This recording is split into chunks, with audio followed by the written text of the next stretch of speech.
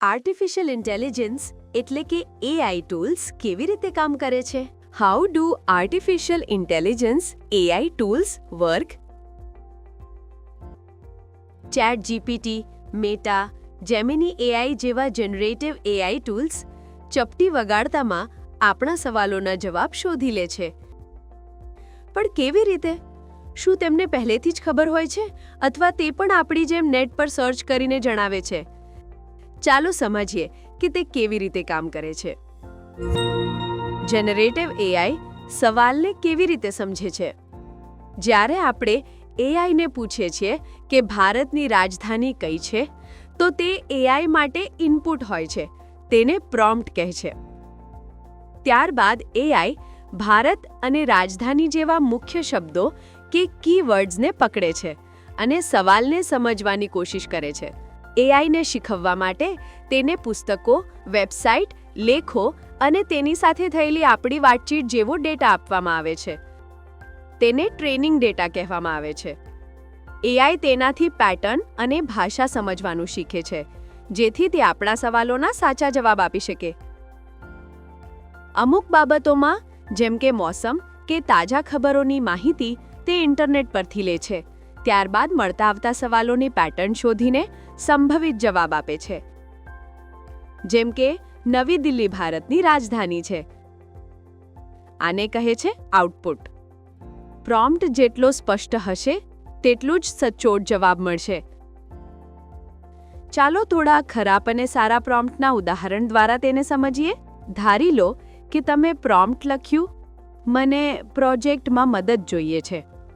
આનાથી સ્પષ્ટ નથી થતું કે તમારે કયા પ્રોજેક્ટમાં અને પ્રોજેક્ટના કયા ભાગમાં મદદ જોઈએ છે. તેથી આ એક ખરાબ પ્રોમ્પ્ટ છે. હવે પ્રોમ્પ્ટને વધુ સારું બનાવીએ. જેમ કે તમે એઆઈને નિર્દેશ આપતી વખતે સમયે સંદર્ભ પણ આપો છો, તો તે એક સારો આઉટપુટ એટલે કે જવાબ આપે છે. આવું થોડા ખરાબ અને સારા પ્રોમ્પ્ટના ઉદાહરણ જોઈએ. આ કોષ્ટક તમને બતાવશે કે કેવી રીતે એક સારા અને ખરાબ પ્રોમ્પ્ટથી આઉટપુટ પર ફરક પડે છે.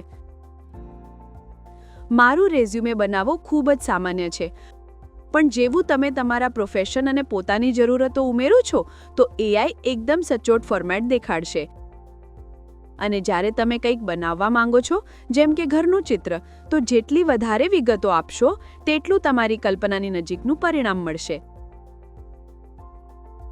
દરેક સારા પ્રોમ્પ્ટમાં એક વાત સમાન છે: ઇનપુટ સ્પષ્ટ, પૂર્ણ અને સંદર્ભ સહિત હોય છે. એઆઈને પ્રોમ્પ્ટ આપવાની સાચી રીત કઈ છે? પહેલા નક્કી કરો કે તમે શું જાણવા માંગો છો. પછી સ્પષ્ટ અને સંદર્ભ સાથેનો પ્રોમ્પ્ટ બનાવો. જવાબ અધૂરો લાગે કે થોડી વિગતો રહી ગઈ હોય તો બીજી વાર પૂછો. તે માટે આખો સવાલ ફરીથી કહેવાની જરૂર નથી. યાદ રાખો, જેનરેટિવ એઆઈનું બંધારણ જ એવું છે કે જો તમે એક જ પ્રોમ્પ્ટ ફરી આપશો, તો દરેક વખતે તેનો જવાબ થોડો અલગ હોઈ શકે છે. એઆઈની દરેક વાત પર આંખ મીચીને ભરોસો ન કરો. તેના દ્વારા આપેલી દરેક માહિતી જરૂર ચકાસી જુઓ. આપણે જોયું કે એઆઈ કેવી રીતે કામ કરે છે અને સાચો અને સચોટ જવાબ મેળવવા માટે સ્પષ્ટ, સમજી વિચારીને લખવામાં આવેલો પ્રોમ્પ્ટ કેટલો જરૂરી હોય છે. હવે તમારો વારો છે આ સ્કિલને પ્રેક્ટિસમાં લાવવાનો. કલ્પના કરો કે તમે શણના થેલાનો એક નાનો વ્યવસાય શરૂ કર્યો છે. તમારે તમારી પ્રોડક્ટ માટે એક પ્રચાર પત્રિકા એટલે કે પેમ્ફલેટ તૈયાર કરવું છે. તો તમે એઆઈને કેવું પ્રોમ્પ્ટ આપશો? યાદ રાખો, જેટલું સારું પ્રોમ્પ્ટ તેટલો જ સારો જવાબ.